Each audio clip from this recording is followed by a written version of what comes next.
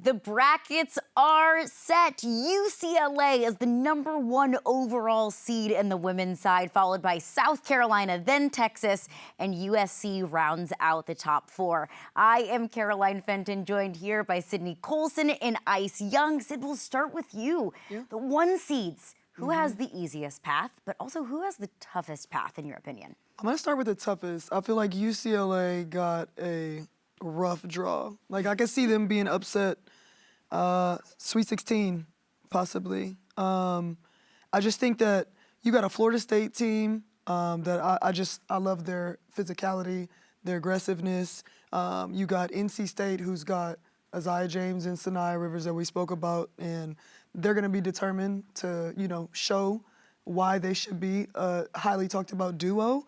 And then you got LSU, who's got experience. They've won the national championship before. Like, yeah, their roster looks different, but, playing as a part of an organization that's used to winning, like, you're going to have a certain edge going into the tournament. And I think, they're going to have a tough draw there. I think the easiest route probably is South Carolina. I really like Duke. I had them as a Final Four pick, so I kind of hate that they're, in that part of the bracket. But I think South Carolina probably has the easiest route to get to the Final Four. That was my pick as well for the easiest route for South Carolina. And I think part of that is the draw, but also part of that is because South Carolina is just such an easy team to be able to say, okay, they got this. Yeah. They got this. So it's like, oh, South Carolina, even if it's a tough draw, well, they got this. Yeah. They're an experienced team.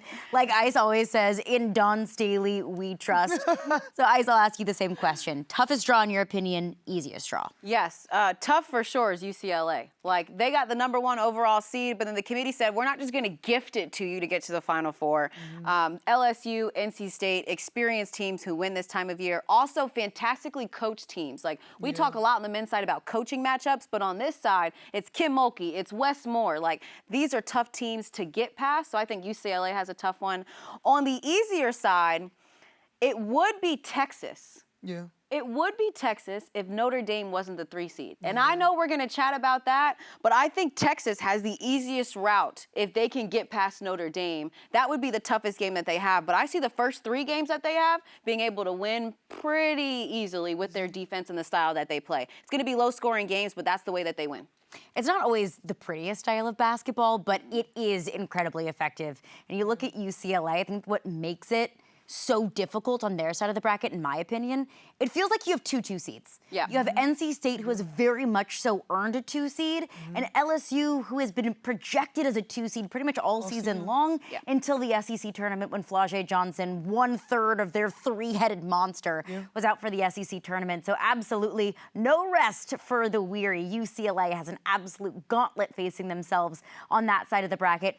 You brought up, though, one of the hot topics from Selection Sunday. Notre Dame, maybe the biggest surprise of the night, falls to a 3 seed. TCU gets the 2 seed on that side of the bracket. You said it, crazy disrespectful. If you're Hannah Hidalgo, if you're any player in that locker room, Sid, what's going through your mind right now? Oh, I like it.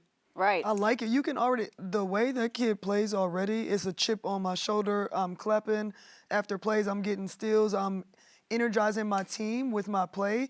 This is like perfect for them. This is probably the silliest thing that the committee could have done, was to give them like more motivation to get to a Final Four. I think they're gonna come out and take this personally every round, and they're likely to make it to the Final Four in my eyes. Yeah, I mean, it's a team that lost 3 out of their last 5 regular season games. And before that, they were undefeated in ACC play and then dropped those games. So I think the committee was a bit harsh on them. I mean, they have Hannah Hidalgo, Olivia Miles, and the rest of their pieces are pieces that on any other team in the country would be starting and major pieces.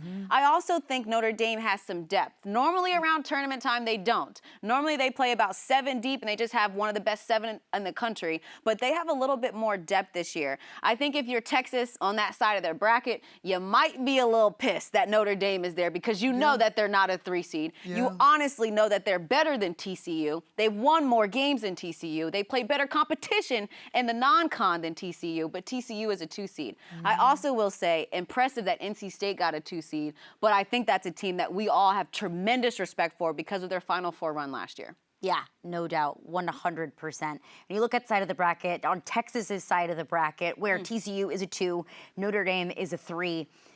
I'm interested to see how Notre Dame reacts to that. I know we talked on the College Basketball Power Hour when Notre Dame was the #1 team in the country. How do they handle it? Yeah. They lost to NC State.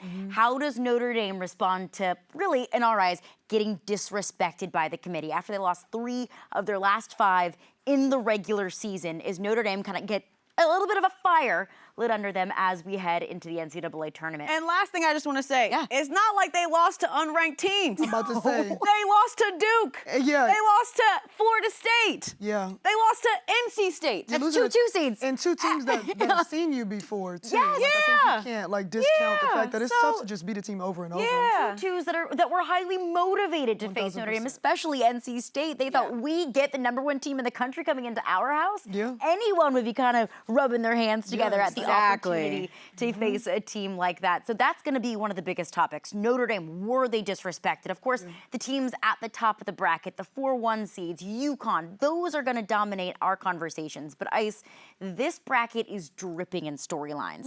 What are we not talking about enough? The Ivy League. We are not talking about the Ivy League enough. Last year, they made history, guys, getting 2 seeds in. This year, they have 3 in. Harvard won the championship for the Ivy League, which was fantastic. If you have not seen Harmony Turner play, you need to make sure that you watch Harvard women's basketball because she is an elite scorer. I think she's going to blow up in the tournament. But seeing Princeton and Columbia get in, I just think the Ivy League did their work in the non-con. They won regular season games, and then those 3 teams in the regular season were fantastic. I'm just very happy to see Ivy League teams and multiple teams, and I think they're going to bust somebody's bracket. They play smart basketball there, so I think they're going to be pretty good. Like, it's hard? Yeah. I mean, like, do they get everything? Like, great teams, smartest schools in the entire tournament. Like, God, like, absolutely has favorites. Sid, I'll go to you. What are we not talking about enough in this tournament field? Well, maybe people are talking about it enough, but I want to talk about it more because I just love point guard play. And I think Amore from Kentucky is just going to be exciting to watch in the tournament. Like, it doesn't even matter to me what the rest of the team is doing. I just feel like she's going to be so electrifying. Like, she's going to have her team excited and motivated, and she's fun to watch. So I want to see them go far just off the strength of what she does alone. They'll have to meet up with a UConn later on, or actually USC before they even get to UConn. So that could be a tough matchup, but I trust her game. I like what I've seen from her over the years. I love Georgia Amore. And there's a connection between Georgia Amore and her head coach, Kenny Brooks, that is undeniable. I talked to him about her, and he said, that's my mini-me. That's my little monster. That is my best friend. She followed him from Virginia Tech to Kentucky. That kind of relationship, it's kind of a trickle-down effect throughout the rest of that team. Can I give you one more thing I'm watching out for? Please. Richmond will What? Richmond will upset UCLA. I'm sorry What to break round? the hearts of UCLA. You might have thought I was wearing this color for them. Wow. But I'm not. Oh. But I believe that the Richmond Spiders, if they can win their first round game versus Georgia Tech in an 8-9 game, and UCLA wins, I believe Richmond will upset UCLA in a 1-9 game. Ooh. That's what I'm calling. Wow. That's You're what I'm calling. different. I don't know I if- think UCLA will be the first #1 seed down And early, too. early. Ooh, I can you see heard you it now. here first, folks, but that's not the end of our spicy picks and our hot takes. Keep it right here with Yahoo Sports with more reactions to Selection Sunday.